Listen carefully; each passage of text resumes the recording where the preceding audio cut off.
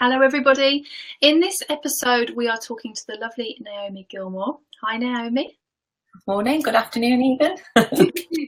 Okay, so this is obviously a really sensitive subject, a very serious and difficult subject, and that's why we want to address it. Naomi has experienced firsthand the experience of suicide within her family, and I'll let her explain a little bit about herself in a moment. She actively campaigned for suicide awareness, and so I invited her to be a contributor to the Hub on this subject because I feel that sometimes in the big subjects we need someone that's been there as we are now, rather than a therapist or someone that's qualified in it. We want someone who's been there in a real sense, in the real world. So as I said, this is a sensitive subject, Naomi, and if at any point it's not appropriate, that's fine. Are you happy to tell us a little bit about your story and how you've come to be an active campaigner for suicide awareness? Yeah, I guess so. So I lost my younger brother to suicide last April, so 15 months ago now.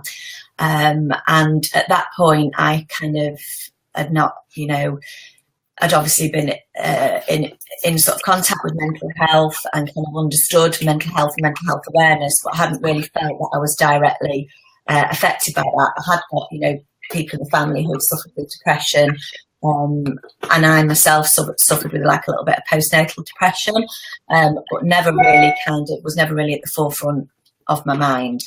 And then, to get a call like I did out of the blue, I was actually the last person to speak to my brother the night before he died, and then got a call later on the next day to say that he'd taken his own life, which obviously is a really difficult thing to deal with. And I've gone through myself a lot of counselling in terms of dealing with my own issues around that and my own mental health as well. And I think for me, one of the biggest things is really the not knowing, the kind of not knowing what's going on in people's heads. And I think, from the kind of research that I've studied, there's two very, very different types of suicide. So one type is really a little bit like Nick, where didn't see any signs. So, he was always the life and soul of the party. Yes, he had, his ups and downs, as everybody does through life, but none of us were aware of the severity of kind of his situation and what was going on in his head. And then there's like a different set where people are clearly outwardly, suffering with depression, and kind of, long-term depression, maybe threatening it, and, eventually that they do take their own lives. So the kind of is sometimes it's out of the blue, and sometimes it's kind of like a long-term kind of issue. So that's, for me, the biggest thing. I probably had a perception that when people take their own lives, that they are suffering with depression, that they're suffering with depression and they just can't cope in kind of being here and that type of thing. But I know since Nick died, I've obviously connected with a lot of people who are in the same situation as me, family members who have been affected, and very often that's not the case. It is just kind of out the blue and not knowing. And you can piece together as much as you can piece together, but not really sort of fully understanding, how desperate they must have been at that point. Yeah. Before we started recording, we were discussing about the stigma.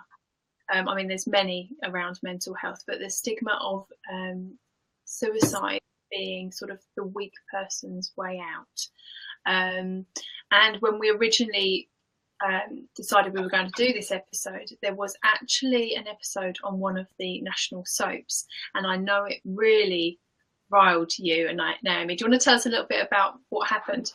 Yeah, it did. It was actually on Emmerdale, and I was just sitting watching it with my children, actually, my children are 12 and 9, and it was around a death by suicide, and kind of a judgment made of he did what any weak person would do. He locked himself in the garage and took his own life, and it stirred up in me this blood boiling moment of people that take their own lives are not weak.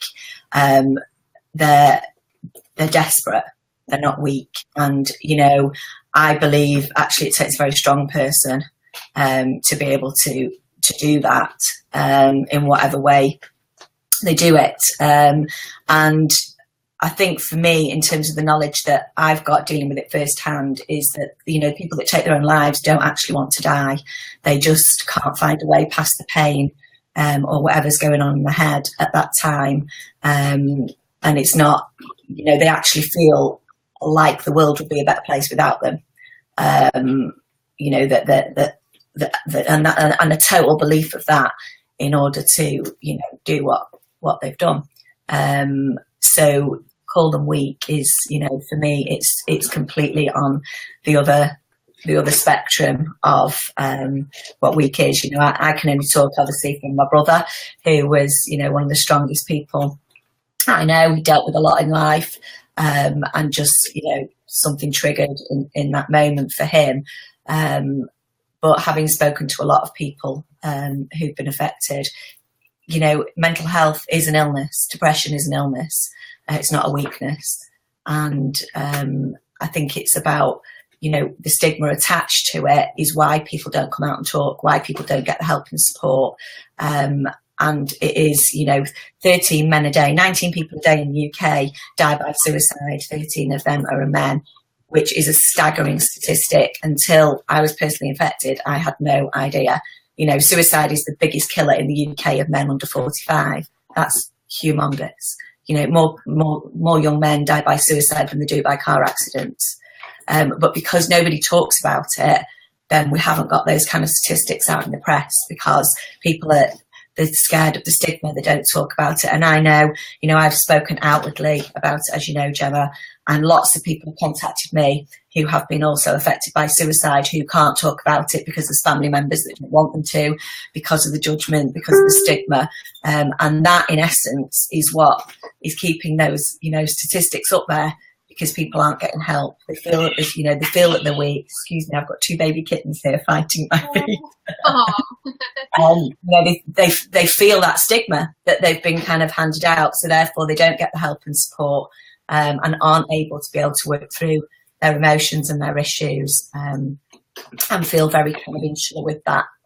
And I suppose the other side to that is also the people that, if the awareness was raised and the stigma wasn't there, we'd be more able to support these people rather than being at a loss. Yeah, and absolutely. You know, for me, whether you're ill, whether you've got your foot in plaster, or, you know, you've had an operation, or whether you have mental health issues and you're suffering with depression or bipolar, whatever it is you're suffering with, then it's all illness. And so for me, we talk about mental health, and then we talk about physical health. Well, actually, it's all us. It's all well-being. It's all, you know, one thing.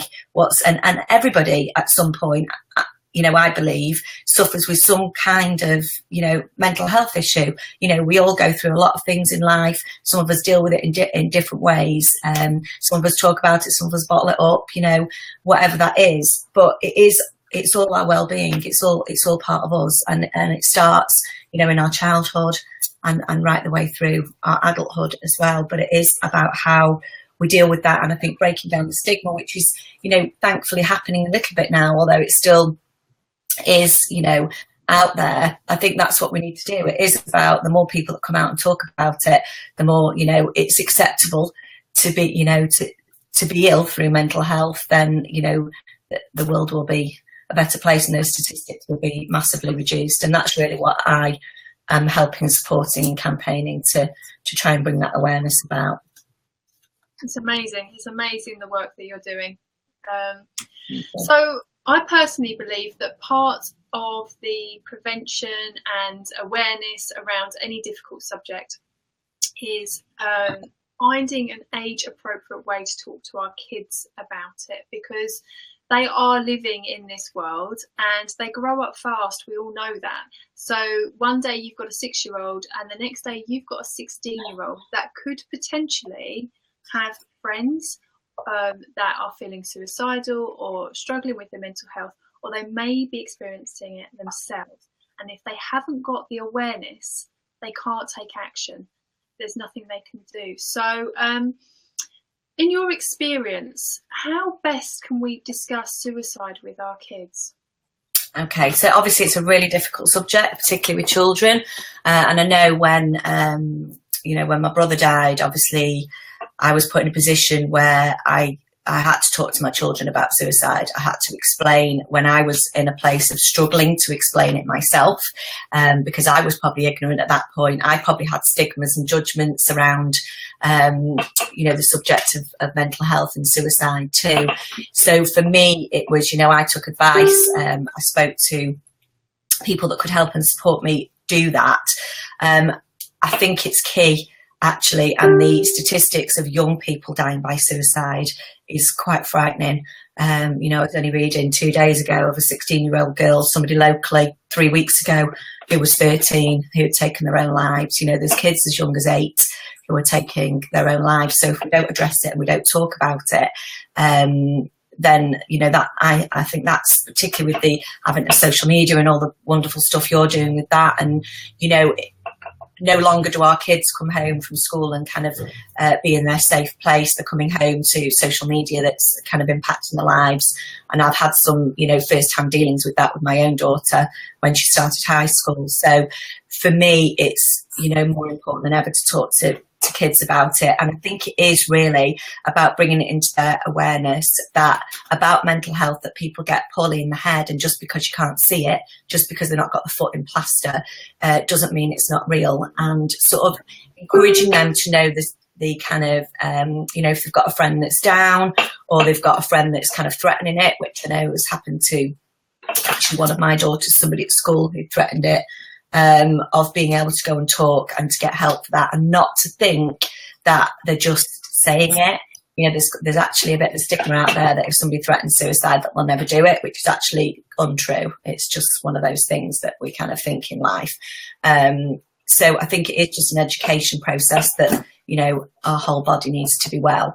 And I think there's a lot of stuff shifting in schools with, the kind of positive mindset work and well-being. But I think more than anything, just talking about their feelings and how they're feeling right now. And, I know with my daughters, one of them said the other day that she was feeling sad and she felt sad for a few days. And that's probably, I actually wouldn't talk to children about feeling sad, because it's okay to be sad.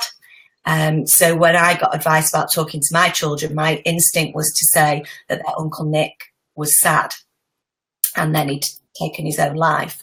And then I realised actually it's okay for children to be sad. So not to make it about that, but to use the word depression is okay to use, and for them to understand that depression is an illness. And it's an illness in the brain, and that's really how I described it to my children, that their Uncle Nick was ill, that he had an illness in his brain, and that illness made him want to take his own life, and allowed them to ask questions around that. So I think it is about, depression gets used as quite a flippant word, doesn't it? And so I think it's just about educating them on what depression is, what mental health is, and how they can kind of also be positive. And I do things with the kids like gratitude journals, where they can kind of sit and think about what they're thankful for if they've had a particularly bad day, what the sort of things that they can be thankful for in life. And that's sometimes the smallest things of a bird flying in the garden, or the fact that they're playing with their new little kittens, or whatever that is, to detract from that, and allowing them to step out the world of social to be able to look at the real stuff that's going on. I know an incident happened recent with my eldest daughter, of kind of looking at everybody else's lives on social, and then me saying to her, instead of sitting in crying over what you're missing out on, then let's take charge of your own life. Let's be responsible for your life, and let's go and do something that you're doing. And then sure enough, they'd all been trying to contact her and stuff, but she was too busy getting on with what she was doing out in the park and things. So I think there's certain stuff we can do with our own children about their own stuff, and it's an education process in terms of, not just sort of if it's affecting one of the friends or something like that, of not just being flippant about it, of actually taking it seriously, and saying the same things, I guess, that we're saying to them, to their friends. But if we educate our children, then they will educate their friends anyway. Completely. There's so many things I thought of while you were talking, and I'll try and remember them all. But I think what I really grasp from what you've just said there is not to be triggered ourselves and be fearful of actually discussing suicide, because it does. I can feel the pressure with us just talking now. It's intense, isn't it? And it's so deeply sad that of course we don't want to face it. We prefer to run and hide. But to be the best parents we can be, we need to show our kids how to face this, discuss this, and sort of be present with it. And also the communication. The theme of what you just said there was constant open communication, allowing our kids to be sad, allowing them to question, allowing them to be curious and unsure, and that's all okay. And we are going to walk alongside them and try and help them make sense of it. Yeah. Because we don't know all the answers. Yeah. And that's... I think it is that, particularly, they've come up with anxieties about stuff. It is of, you can't always make it better for them. A lot of it they have to kind of work through themselves. So for me, it's about education and support that they know, and I've done it with my kids. I will continue to do it, of making it that they can tell me absolutely anything and not judging them in that. And I'm not a perfect mum by any stretch of the imagination. None of us are. We're all just learning as we go, aren't we? But, I'm just kind of trying to do, I guess, what I think will help them moving forward. So, and I think, like when you talk about the subject of suicide, you're absolutely right. It conjures up this horrendousness, doesn't it? So, I know I went for counselling myself, and I dealt with a counsellor who, if you lose somebody by suicide, it's complex grief. So where you kind of lose somebody in life through cancer or an illness, you can kind of tag it to that. Whereas when you lose somebody to suicide, there's so many questions, and there's anger, and there's guilt, and there's frustration. And it comes in line with kind of a murder in terms of those two things. So people that suffer grief through murder, where there's no answers of why this actually happened, and suicide, it's considered like the same sort of complexity of grief. And there's a lot of support and charities as well out there that support people who have lost people by suicide, which is key as well for that. People that listen on, unfortunately, if it ever happens, then it is about getting the right help and support the other side of it for your own mental health, as well. And I can really hear that as you're talking, is that part of this is to take responsibility for your own mental health and your own well-being, and to show your kids how to do the same. So it's not all about what has happened. It's about how to use that to make it better for themselves. And that's a really positive, productive approach to helping them through it as well and dealing with it. And I think what I'll probably do, if you'll help me, Naomi, is create a list of organisations people can contact. There's some really, really good organisations out there, particularly aimed at children as well. So for, people who have been affected by loss, but also mental health awareness for children too. So I'll share all that. I've got them all written down. Fab.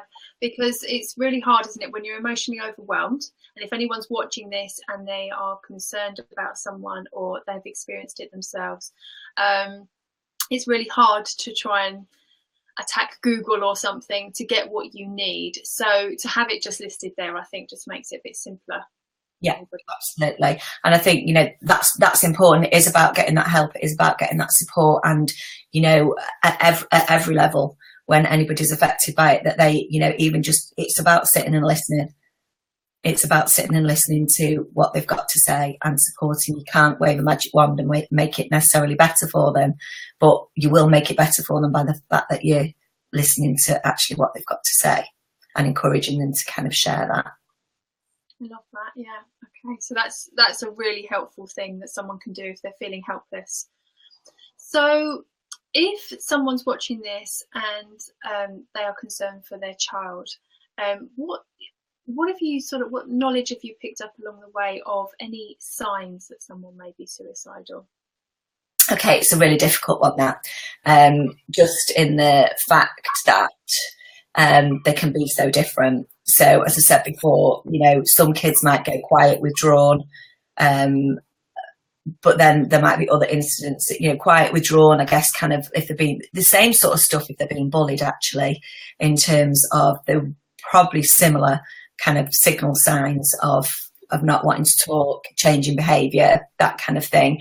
But then there is also this other extreme, if they are suffering, with a depression that then are kind of not understanding themselves, of it might get to the point where they actually are at a more severe level. And I've spoken to quite a few parents who've messaged me individually through social channels, who've seen kind of the stuff that I've shared, and shared stories of their own children and things that they've kind of seen that I put out there that have helped, which is, I think, generally keeping those communication lines open all the time, so that you do see that difference, and that they feel that they can talk to you about anything at all, so therefore it'd be flagged up. So I think it is that kind of I would say a reclusive type of behaviour, but then it doesn't always present. So I know obviously Nick was older, but didn't present with him in terms of his, the kind of outwardly party animal type sort of behaviour. So every case is individual, and I wouldn't kind of like to generalise it. But all I would say, that if you are concerned and you kind of do get a kind of feeling that there's change in behaviour, then I would always go down the route of talking, things like play therapy. I got both my daughters play therapy after we lost Nick, to help them deal with their grief. Doesn't necessarily have to be through grief for them to help to get it out and talk. Counselling, groups like this to kind of obviously get feedback from. But also there's quite a lot of charity resources out there. Places like Calm and Mind, who give loads of resources, as does the NSPCC. Lots of kind of different charities that are doing work with those kind of specific things. You can always ring people like Samaritans if you're worried, and take them to the GP. So, I know my daughter suffered with anxiety. We've kept it open, we've talked about it. I know if it got to a level where I felt that there was something more at a deeper level than that, I would take her straight to the GP and get signposted from there, because the GP is brilliant at being able to kind of ask the questions and be able to signpost for help and support too.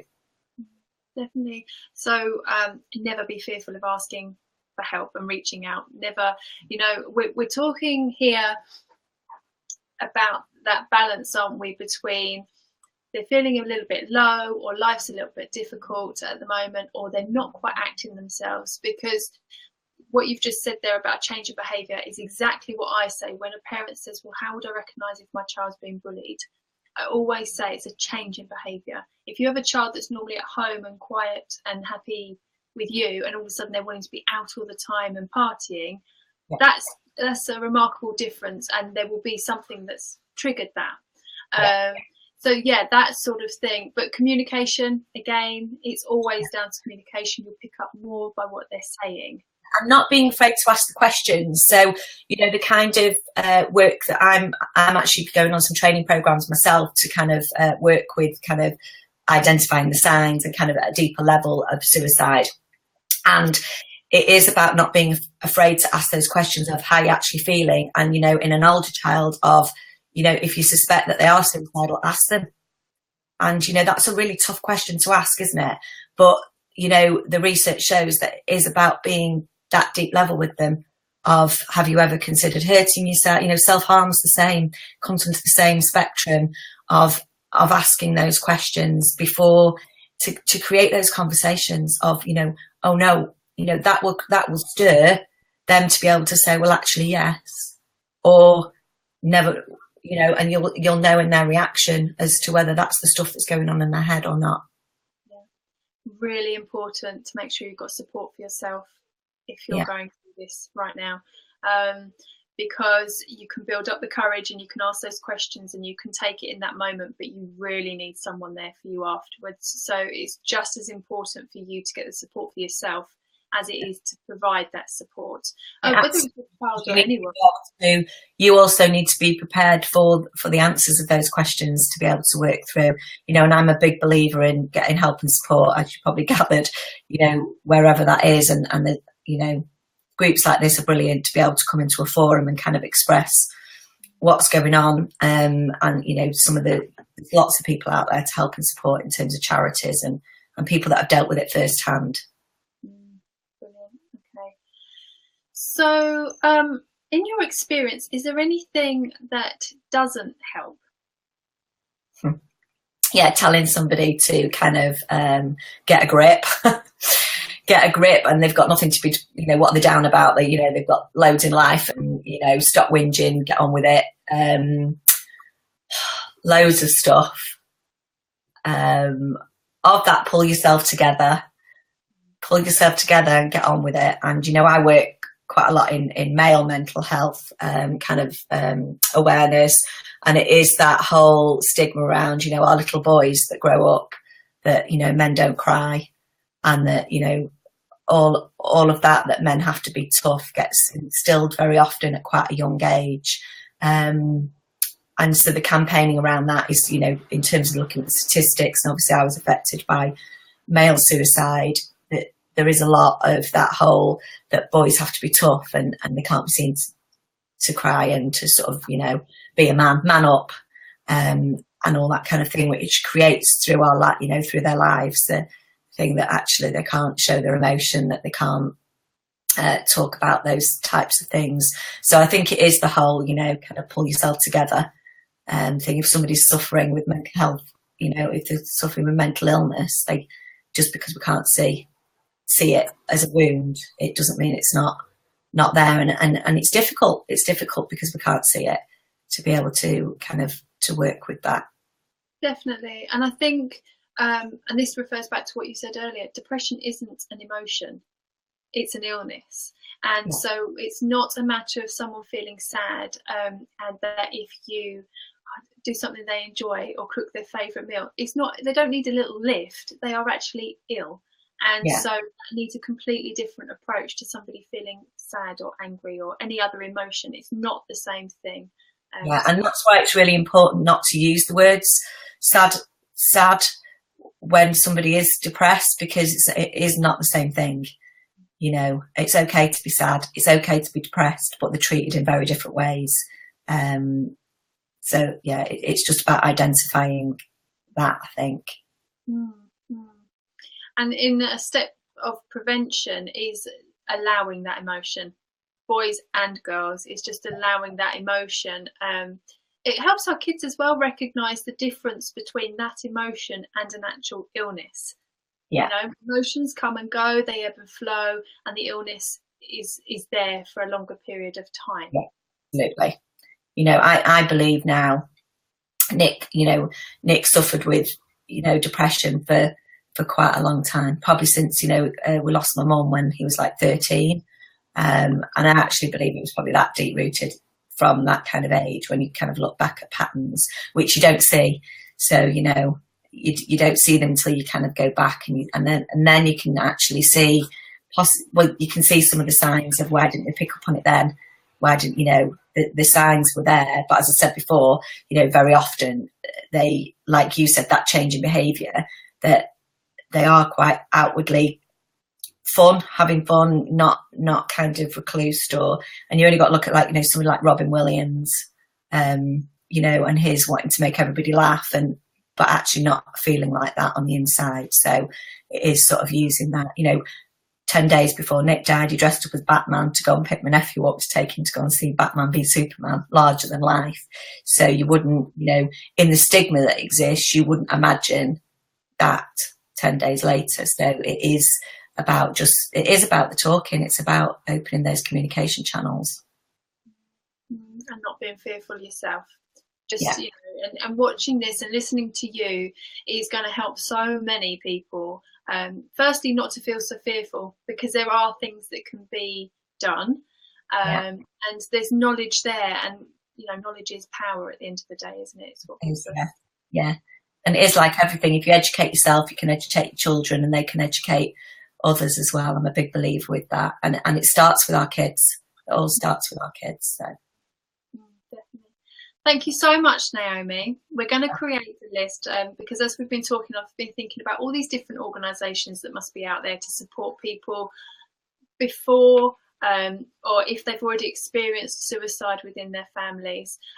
Another point I do want to make, and this is something I make quite frequently about when children are being bullied, is that as parents we're fearful of offering Childline's phone number to kids.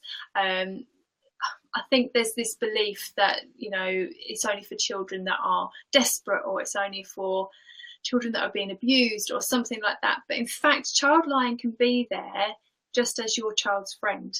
And it really is important that kids are able to access support in whatever avenue they deem appropriate. And that may not be from mum or dad. It may be a teacher. It may be Childline. And for many years, I had Childline's phone number on my fridge for my girls or their friends to memorise. It's a really easy phone number, isn't it? So it's, you know, don't be fearful of letting them seek the support, as well as don't be fearful of seeking it. Absolutely. And the other thing I would say, Childline, brilliant. The other thing I would say is school. So I know, you know, my school were absolutely amazing at kind of helping and supporting the children. There was a lot of stuff that came out with that. But, you know, if you're noticing changes in behaviour at home, then speak to the school because they may be able to help and, you know, give you kind of indicators of stuff that's happening in school as well. So, you know, that's another area. But Childline, amazing for them to be able to just go. It is about just them having that outlet to communicate. Definitely. Thank you very much. Pleasure. Take care. Bye.